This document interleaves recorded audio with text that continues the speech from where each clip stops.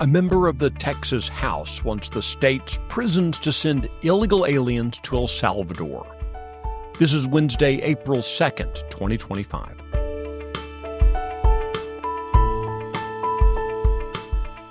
Texas Scorecard presents the day's first news for the Lone Star State. The Texas Minute, with your host, Michael Quinn Sullivan.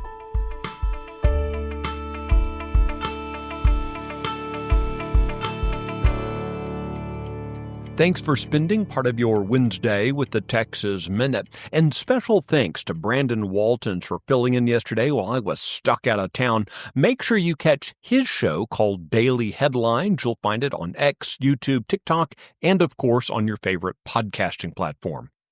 Let's get into today's news.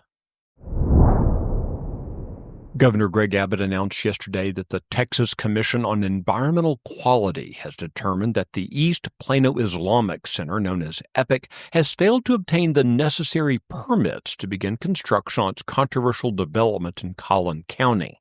The project is designed to include 1,000 homes, as well as a mosque, school, and other facilities catering to Muslim families. Prospective residents have purchased $80,000 shares in order to secure lots, becoming accredited investors in the 402-acre future community. The state agency has ordered EPIC and its affiliated entities to confirm within 7 days that no construction activity has taken place. If they fail to comply, the state says they will face legal consequences. Meanwhile, Collin County residents showed up in force to speak out at the Commissioner's Court meeting this week against the project. So far, though, county officials say they have not received any application from EPIC or its affiliates to develop the property.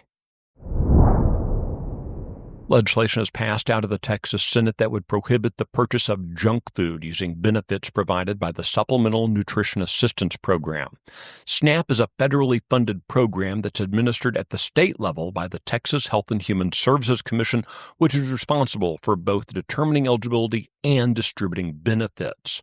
Under the new measure authored by Republican Mays Middleton of Galveston, welfare recipients would no longer be allowed to use the taxpayers' money to purchase junk food items such as soft drinks, candy, cookies, potato chips, corn chips, and energy drinks. Senator Middleton cited data from the U.S. Department of Agriculture showing that approximately 20% of SNAP dollars are spent on sugary drinks and junk foods. Attorney General Ken Paxton is defending President Donald Trump's constitutional powers to secure the southern border. At issue is a lawsuit filed against the Trump administration by the American Civil Liberties Union and the Center for Gender and Refugee Studies. In his court filing, Paxton argues that the federal government is constitutionally required to protect the states from invasion and that the power to control who enters sovereign territory and who does not is in itself a defining characteristic of sovereignty. The Center for Gender and Refugee Studies? Oh my. The Texas Minute will be right back. News and analysis on what's happening in Texas. End your day with daily headlines from Texas Scorecard. Every day at 5 p.m., join me, Brandon Waltons, as we recap the biggest stories of the day and talk about why they matter to you. Listen and subscribe to Daily Headlines from Texas Scorecard.